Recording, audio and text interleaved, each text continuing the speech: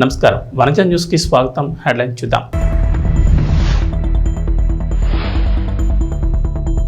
ఈ నెలలో మరోసారి ఏపీ అసెంబ్లీ సమావేశాలు 5 రోజుల పాటు సభను నిర్వహించాలని నిర్ణయం.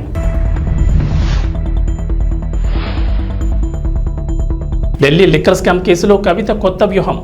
డిఫాల్ట్ బెయిల్ కోసం కవిత పిటిషన్ దాఖలు.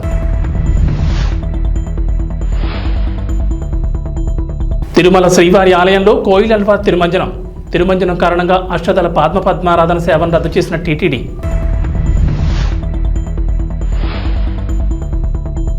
తెలంగాణకు రెయిన్ అలర్ట్. 13 జిల్లాల్లో భారీ వర్షాలు. ఆంధ్రప్రదేశ్ అసెంబ్లీ సమావేశాలకు ప్రభుత్వం కసరత్తు చేస్తోంది. ఈ నెల 22 నుంచి సమావేశాలు ప్రారంభమయ్యే అవకాశం ఉంది. 5 రోజుల పాటు సభను నిర్వహించాలని భావిస్తున్నారు. తొలి రోజు ఉభయ సభలను ఉద్దేశించి గవర్నర్ జస్టిస్ అబ్దుల్ నజీర్ ప్రసంగిస్తారు. అనంతరం గవర్నర్ ప్రసంగంపై చర్చ, ధన్యవాద తీర్మానాన్ని ప్రవేశపెట్టనున్నారు. కొత్త ప్రభుత్వం రాష్ట్ర ఆర్థిక పరిస్థితిపై సమీక్షించి పూర్తి స్థాయి బడ్జెట్ ప్రవేశపెట్టేందుకు సమయం సరిపోకపోవడంతో ఈ సమావేశాల్లో బడ్జెట్కు అవకాశం లేదంటున్నారు. ఆంధ్రప్రదేశ్ ఎన్నికల ముందు గత ప్రభుత్వం 4 నెలలకు ప్రవేశపెట్టిన ఓట్ ఆన్ అకౌంట్ బడ్జెట్ ఈ నెల 31తో ముగియనుంది. ఆంధ్రప్రదేశ్ ప్రభుత్వం కొత్త పథకాల అమలుపై ఫోకస్ పెట్టింది. ఇది ఓ కొలిక్కి తీసుకొచ్చిన తర్వాతే బడ్జెట్పై స్పష్టత ఇవ్వాలని భావిస్తోంది. మరో 3 నెలలకు తాత్కాలిక బడ్జెట్ కోసం ఆర్డినెన్స్ తీసుకొచ్చే అవకాశం ఉందని చెబుతున్నారు. ఆర్థికంగా వెసులుబాటు, వివిధ శాఖల్లోని ఆర్థిక పరిస్థితిపై స్పష్టత వచ్చిన తర్వాత సెప్టెంబర్ నాటికి పూర్తి స్థాయి బడ్జెట్ను ప్రవేశపెట్టే ఆలోచనలో ఉన్నట్లు సమాచారం. ఈ ఆర్డినెన్స్కు సంబంధించిన ప్రతిపాదనపై సీఎం ఆమోదం కోసం ఆర్థిక శాఖ ఎదురుచూస్తోంది. దేశంలో సంచలనంగా మారిన ఢిల్లీ లిక్కర్ స్కామ్ కేసులో అరెస్ట్ అయిన బీఆర్ఎస్ ఎమ్మెల్యే కల్వకుంట్ల కవిత తీహార్ జైల్లో జ్యుడిషియల్ ఖైదీగా ఉన్న విషయం తెలిసిందే. ఈ కేసులో కవితకు న్యాయస్థానం జ్యుడిషియల్ కస్టడీని పొడిగిస్తూ వస్తున్న విషయం తెలిసిందే.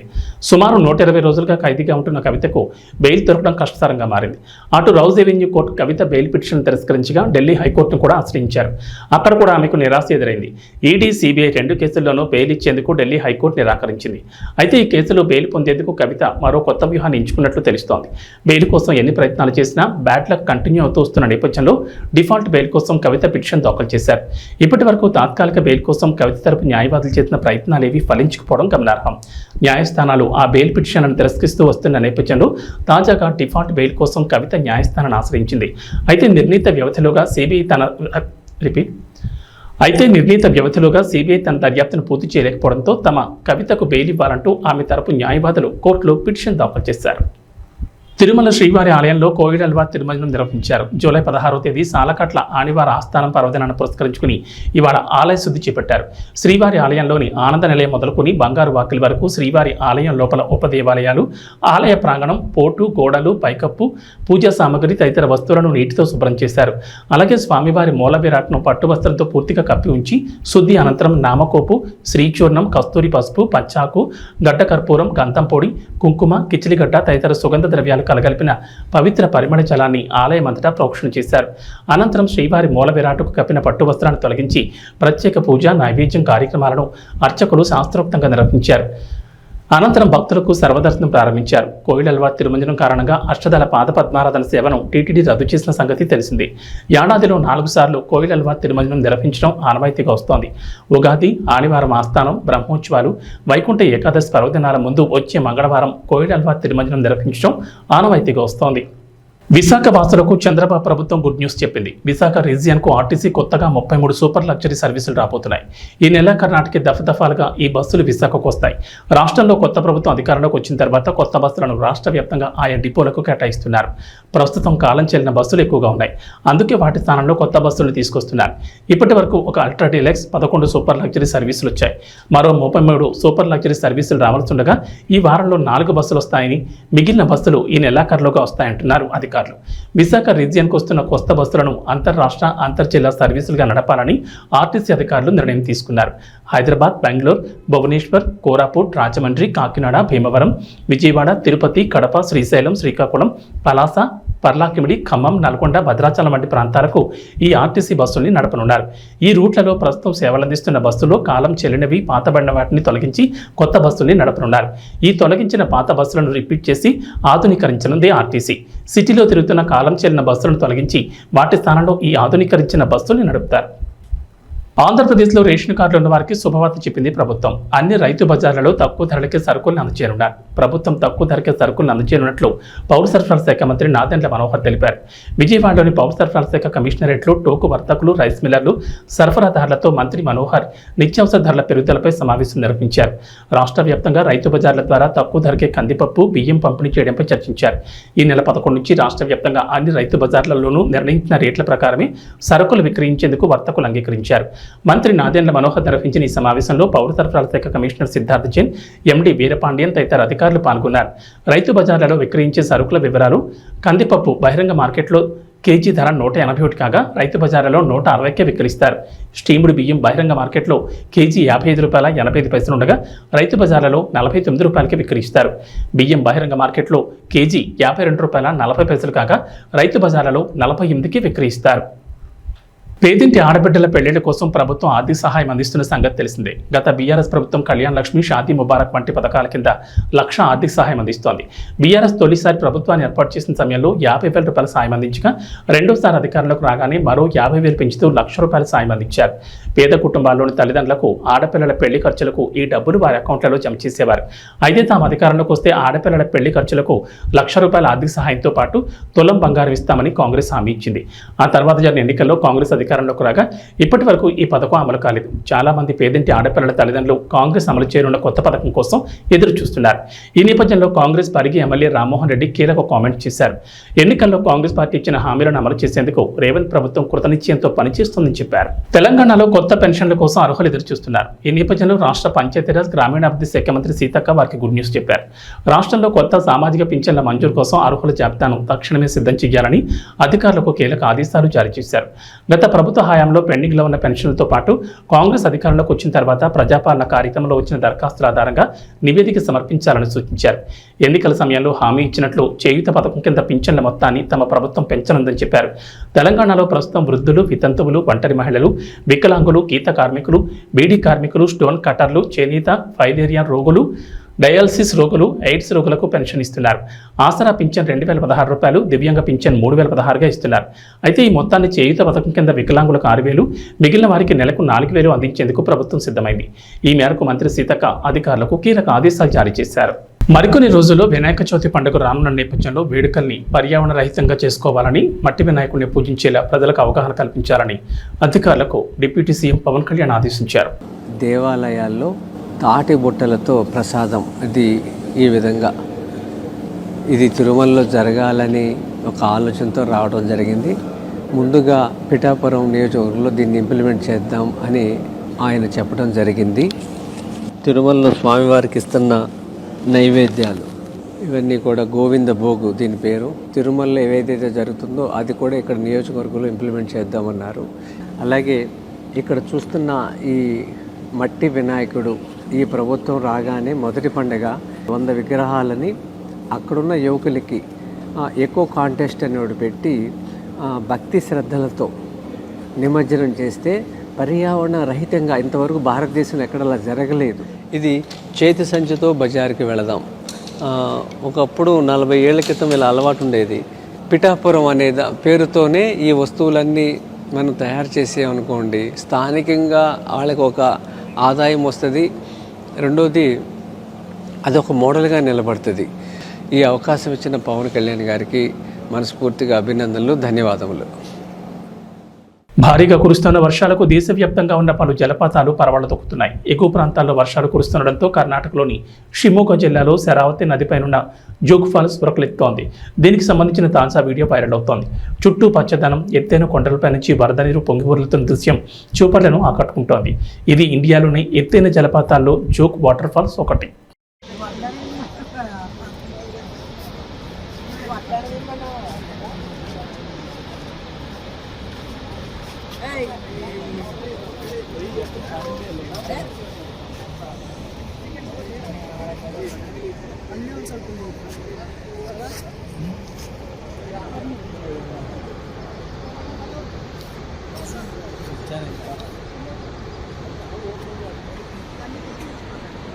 కర్నూలు జిల్లా కౌతాల మండలం ఉరుకుంద గ్రామంలో ఈరన్నస్వామి దేవస్థానం చాలా ప్రాముఖ్యత కలిగిన దేవుడు. ఆగస్టులో జరగబోయే శ్రావణ మాసంలో నెల రోజుల పాటు లక్షలాది మంది భక్తాదులు దేవస్థానానికి వస్తున్నారు. కానీ దేవస్థానం అధికారులు శ్రావణ మాసం ఏర్పాట్లు ఇప్పటి వరకు చేయలేదు. ఎక్కడ చూసినా గుడి పరిసర ప్రాంతాల్లో చెత్తా చెదారం పేరుకుపోయి కుళ్ళిపోయి కంపోస్తోంది. ఇందిరమ్మ హోటల్ దగ్గర నుంచి ఆఫీస్కు పోయే దారి వరకు గుంతలు పడి తిరగడానికి కూడా వీలు కాని పరిస్థితుంది. ఆర్జీబీ బ్యాంక్ ముందు వర్షం వస్తే భక్తులు తిరగడానికి ఇబ్బందికరంగా ఉంటుంది. గుడి ఉత్తరం ద్వారం ముందు గుంతలు పడి వర్షపు నీరు చేరి భక్తులు తిరగడానికి అసౌకర్యంగా ఉంది. అన్నసత్రం ప్రాంతంలో వర్షపు నీళ్లు నిలుస్తున్నాయి. ఆ ప్రాంతంలో చెత్తా చెదారం పేరుకుపోయింది. దేవస్థానానికి వచ్చిన భక్తులకు నీటి సౌకర్యం సరిగ్గా లేదు. స్నానానికి ఇబ్బందికరంగా ఉంది. ఎల్ఎల్సీ నీళ్లు వచ్చినా పర్వాలేదు, లేకపోతే తగిన ఏర్పాట్లు చేయాలి. లెట్రిన్ రూములు సరిగ్గా లేవు, వాటికి కూడా నీటి సౌకర్యం కల్పించాలని సిపిఎం పార్టీ డిమాండ్ చేస్తోంది. సమస్యలన్నిటిపై సూపరింటెండెంట్ వెంకటేష్కి మెమోరాండం ఇచ్చారు. ఈ పరిశీలనలో సిపిఎం పార్టీ నాయకులు ఎర్రన్న, మారయ్య తదితరులు పాల్గొన్నారు. అసౌకర్యంగా ఉంటే చెత్త చెదారం మొత్తం కూడా పేరుకుపోయింది. రేపు వచ్చే నెలలోనే శ్రావణ మాసం ప్రారంభమవుతుంది.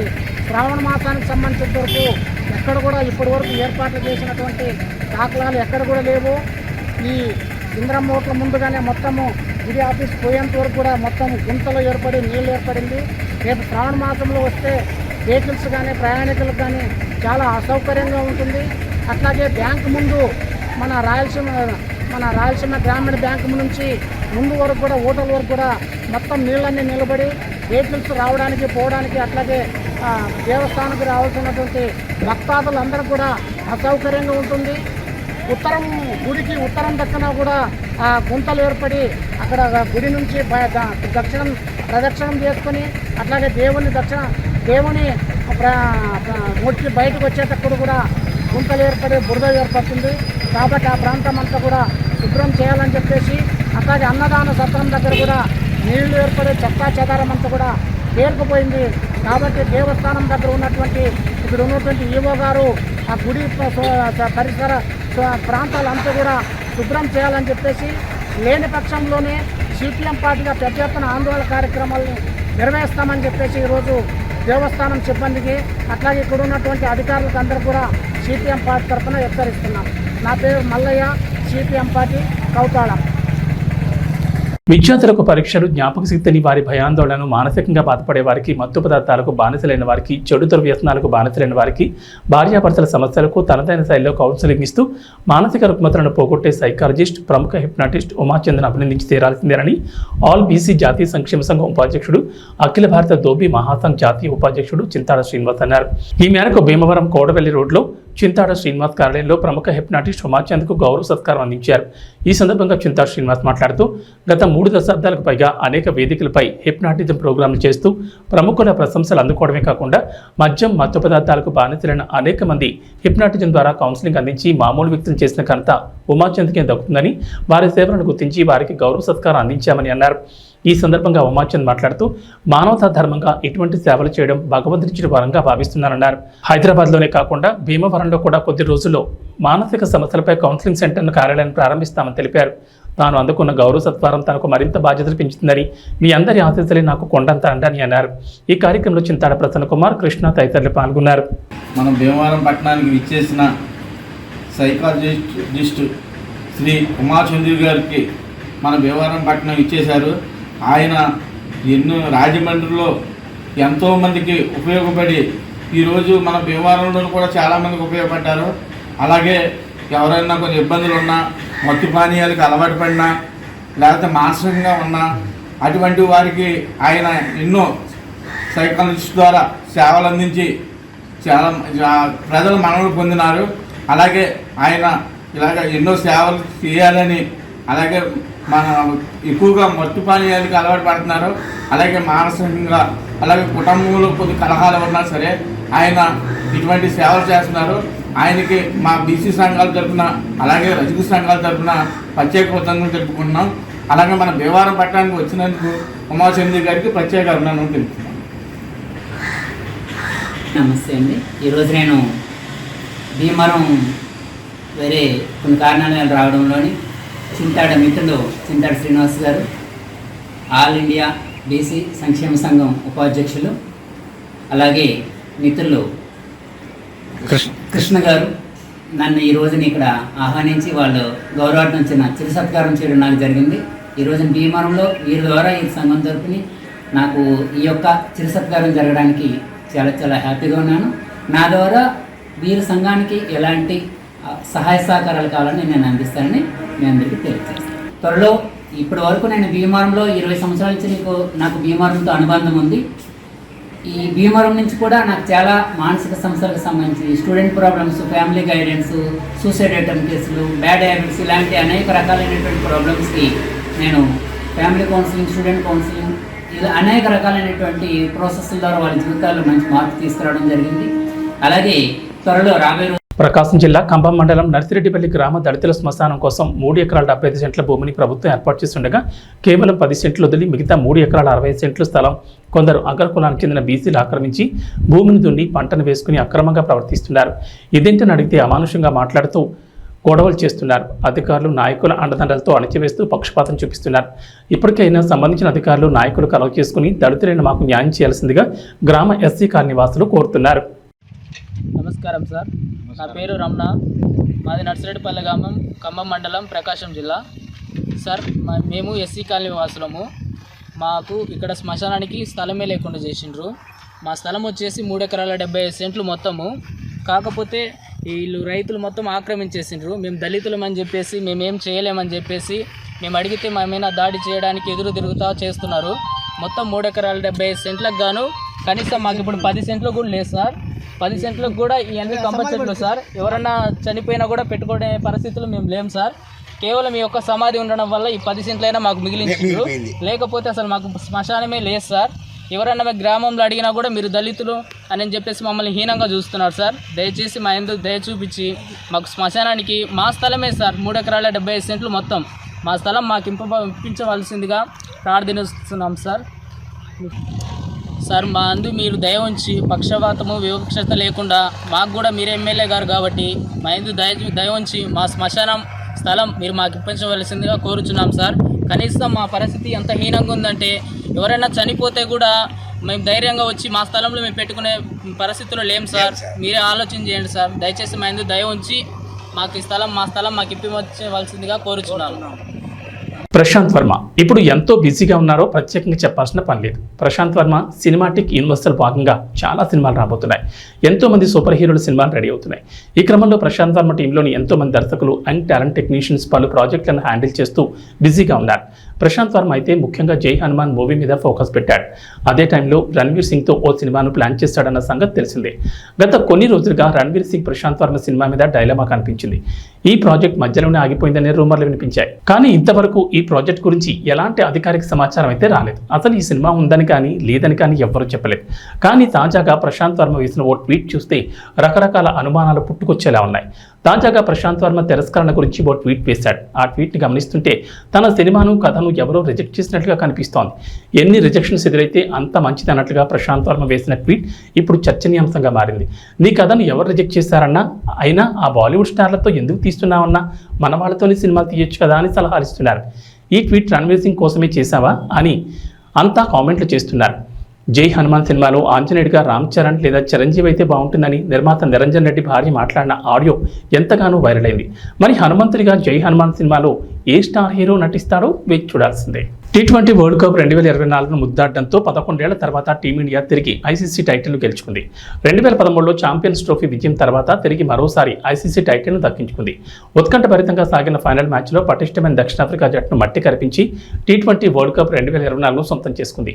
దీంతో 14 ఏళ్ల సుదీర్ఘ విరామం తర్వాత రెండోసారి T20 వరల్డ్ కప్ను భారత్ గెలుచుకుంది. ఈ క్రమంలో రోహిత్ సేనకు బీసీసీఐ భారీ నజరానా ప్రకటించింది. ఆటగాళ్లు, కోచింగ్ సిబ్బంది, సహాయక సిబ్బంది, రిజర్వ్ ఆటగాళ్లు, సెలెక్టర్లు మొత్తం 42 మంది కలిపి ఏకంగా 125 కోట్ల ప్రైజ్మనీ ప్రకటించింది. దీంతో జట్టులోని ఆటగాళ్లు, హెడ్ కోచ్ రాహుల్ ద్రావిడ్లకు ఒక్కొక్కరికి 5 కోట్ల చొప్పున, మిగతా సిబ్బంది, రిజర్వ్ ఆటగాళ్లకు కూడా గణనీయ సంఖ్యలోనే నగదును పంపిణీ చేశారు. రిజర్వ్ ఆటగాళ్లకు 2.5 కోట్లు, కోచింగ్ సిబ్బందికి 1 కోటి చొప్పున, బ్యాక్ రూమ్ సిబ్బంది, వైద్యులు, త్రోడౌన్ నిపుణులకు 2 కోట్ల చొప్పున, సెలెక్టర్లకు ఒక్కొక్కరికి 1 కోటి చొప్పున అందజేసింది. మరి ఇప్పుడంటే పెద్ద మొత్తంలో నగదు బహుమతిని అందించారు. కానీ 2007లో ఎంఎస్ ధోని నాయకత్వంలోని భారత జట్టు తొలి T20 వరల్డ్ కప్ గెలిచినప్పుడు, 2013లో ఐసీసీ ఛాంపియన్స్ ట్రోఫీ, 2011లో వన్డే వరల్డ్ కప్లను గెలిచిన సమయంలో బీసీసీఐ తక్కువ మొత్తంలో ప్రైజ్ మనీని ప్రకటించింది. తెలంగాణ ప్రజలకు హైదరాబాద్ వాతావరణ కేంద్రం అధికారులు చల్లని కబురు చెప్పారు. ఇవాళ రాష్ట్రంలో విస్తారంగా వర్షాలు కురుస్తాయంటున్నారు. నైరుతి రుతుపవనాల తోడు ద్రోణి ప్రభావంతో తెలంగాణ వ్యాప్తంగా వర్షాలకు ఛాన్స్ ఉందని చెప్పారు. నేడు వికారాబాద్, సంగారెడ్డి, మెదక్, వరంగల్, హనుమకొండ, నిజామాబాద్, కామారెడ్డి, నాగర్ కర్నూల్, మహబూబ్ నగర్, జయశంకర్, భూపాలపల్లి, ములుగు, భద్రాద్రి, ఖమ్మం జిల్లాల్లో భారీ వర్షాలు కురుస్తాయన్నారు. ఈ మేరకు ఆయా జిల్లాలకు వాతావరణ శాఖ అధికారులు ఎల్లో అలర్ట్ జారీ చేశారు.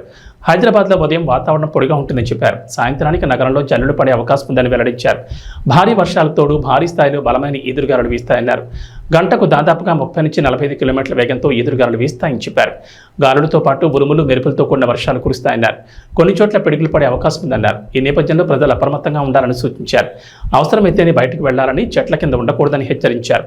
పొలం పనులు చేసుకునే వారు కూడా జాగ్రత్తగా ఉండాలని చెప్తున్నారు. ఏబీ బులెటిన్ విశేషాలు. నమస్కారం.